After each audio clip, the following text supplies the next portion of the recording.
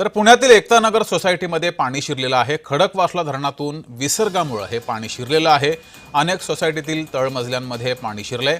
पालिकेकडून मदतीसाठी यंत्रणा तैनात केली गेली आहे। नागरिकांना सतर्क राहण्याचं प्रशासनानं आवाहन केलंय। गेल्या वर्षी सुद्धा खडकवासला धरणातून पाण्याचा विसर्ग सुरू झाल्यानंतर एकता नगर परिसरात पाणी शिरलं होतं, मोठ्या प्रमाणात नुकसान झालं होतं आणि यावर्षी सुद्धा खडकवासला धरणातून विसर्ग सुरू आहे आणि एकता नगर सोसायटीमध्ये पुन्हा एकदा पाणी शिरलेलं आहे। प्रशासनाकडून मदत कार्य सुरू आहे। ही दृश्य आपण पाहतोय। पुण्यातील एकता नगर परिसरातील ही दृश्य आहे। तळमजल्यांवर पाणी शिरलेलं आहे। अनेकांच्या घरात पाणी शिरलेलं आहे।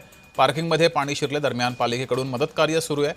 एकता नगर परिसरातील नागरिकांचं योग्य ठिकाणी स्थलांतर सुद्धा करण्यात आलंय आणि ही दृश्य आपण पाहतोय। पालिकेकडून या ठिकाणी मदत कार्य सुरू झालंय। एकता नगर सोसायटीमध्ये पाणी शिरलेलं आहे। खडकवासला धरणातून विसर्ग सुरू आहे। 45,000 क्युसेक वेगानं विसर्ग सुरू आहे, त्यामुळे या परिसरात पाणी शिरले। अनेक सोसायटीतील तळमजल्यांमध्ये पाणी शिरलेलं आहे।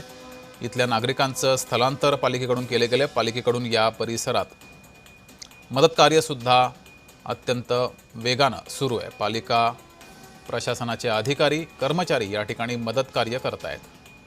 दरम्यान इथल्या नागरिकांना सतर्क राहण्याचं आवाहन सुद्धा प्रशासनानं केलंय। तर ही दृश्य आहेत एकता नगर परिसरातील। खडकवासला धरणातून विसर्ग सुरू आहे, त्यामुळे या परिसरात पाणी शिरलेलं आहे। गेल्या वर्षी सुद्धा या परिसरात मोठ्या प्रमाणात पाणी शिरलं होतं। अधिक माहिती घेऊया। याच परिसरातून आपले प्रतिनिधी निखिल सुकरे आपल्यासोबत जोडलेले आहेत। निखिल, सध्याची काय नेमकी परिस्थिती आहे? नक्कीच आपण पाहतोय मागच्या बाजूला आपण जर पाहिलं तर सध्या पाणी जे आहे ते एकता नगरीमध्ये शिरलेलं आपल्याला पाहायला मिळते। खरं तर सोसायट्यांच्या पार्किंग मध्ये हे सगळं पाणी आपल्याला शिरलेलं आहे। अनेक नागरिकांची ये जा करण्याची वाट देखील आता उरलेली नाही। आपण पाहतोय मागच्या बाजूला जर पाहिलं आपण तर अनेक नागरिक जे आहेत ते आता या ठिकाणी आपल्याला या ठिकाणाहून दुसऱ्या ठिकाणी आपलं महत्वाचं साहित्य आणि काही गोष्टी घेऊन जाताना आपल्याला पाहायला मिळतात। खरं तर प्रशासनानं आज सकाळी 6:30 वाजल्यापासून सतर्कतेचा इशारा दिलेला होता आणि हळूहळू जो पाण्याचा विसर्ग आहे तो वाढवण्यात आला। खरं तर प्रशासनानं सकाळी दुपारी 12 वाजता जो आहे तो 18,000 क्युसेकनं विसर्ग सोडलेला होता आणि त्यानंतर ना आता जर बघितलं आताच्या परिस्थितीला तर 45,000 क्युसेकनं हा विसर्ग सोडण्यात आलेला आहे।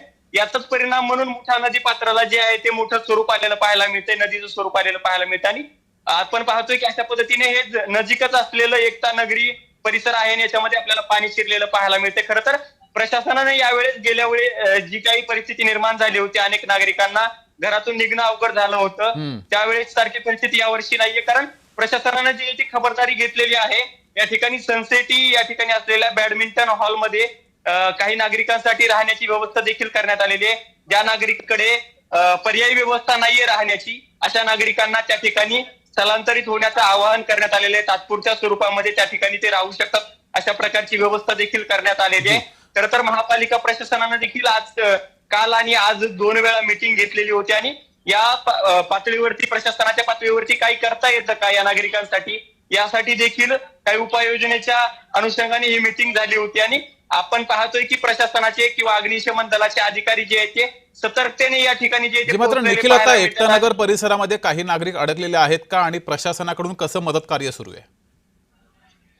खरं तर काही वेळापूर्वी काही नागरिकांना पार्किंग मध्ये उतरणं अवघड झालेलं होतं, परंतु प्रशासनाचे आणि अग्निशमन दलाचे अधिकारी या ठिकाणी पोहोचलेले होते आणि त्यांनी जी आहे ती वेळीच मदत केलेली आहे। आपण पाहतोय की अगदी आता मदत कार्य अजूनही सुरू असलेलं पाहायला मिळतं। या ठिकाणी आपण पाहतोय की नागरिक जे आहेत ते पाणी उतरण्याची वाट बघत आपल्याला पाहायला मिळतात, परंतु सध्या कुठलीही मोठी आपत्ती या ठिकाणी असलेली पाहायला मिळत नाही। ठीक आहे निखिल, तुम्ही लक्ष ठेवून राहा। तुर्तास धन्यवाद दिलेल्या माहितीबद्दल।